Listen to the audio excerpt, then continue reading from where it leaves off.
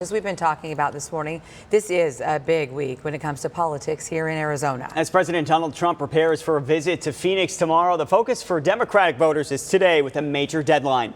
Let's get out to Carla Navarrete, who's live in the newsroom for us. Carla, talk to us about today's deadline and what it means. Yeah, it's very important for us to keep in mind, and we're talking with the county recorder, Adrienne Pontus, this morning. Thank you so much for being with us. Thanks for having me this morning. Clarifying just a lot of the questions that I've been asking him as we're sitting here just getting ready for this interview. So tell us, what is the presidential preference election? What does that mean for us here in Arizona? So a lot of people call it a presidential primary, and while it kind of has that similar function, primaries in Arizona are in August. That's, for example, when an independent voter can go pick a Republican or a Democratic ballot. This is a preference election, so it's closed only to the parties that are participating. So this year the Republicans have withdrawn, ostensibly to protect President Trump. The Democrats withdrew in 2012 to protect President Obama. That's how it works in Arizona. Okay, and so today, if you are not registered yet and you are a Democrat and want to register as a Democrat, today's the day to do it, and this is the final day. That's exactly right. The way we say it is when you got to be registered by today. So either you're a non-voter, or you're not a Democrat, or you changed your address, or you changed your name. Any of those things is a voter registration, so you're updating your file. You've got to be a registered Democrat, which means you've got to update that today is the deadline for the March 17th presidential preference election. And on March 17th, those Democrats, who are they? Who's going to be on that ballot? We were just talking about even some of the folks who've withdrawn from the ballot or from the campaign are going to be there. Sure. So there's 18 folks who've been certified by the Secretary of State to be on the ballot. They're on the ballot. But some of those folks have already suspended their campaigns.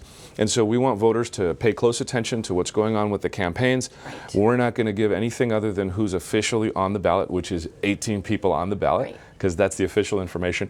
But again, those are bits of information that voters need to go out and find out from the campaigns as they gather information to make up their choices. One last question. If you're already registered, if you're already a registered Democrat, you have nothing to worry about. You're going to get that ballot in the mail and just simply fill it out. That's right. The ballots go out in the mail tomorrow. And if you want to check your ballot status, you can go to beballotready.vote. That's spell out the whole word, beballotready.vote. Perfect. You can find out.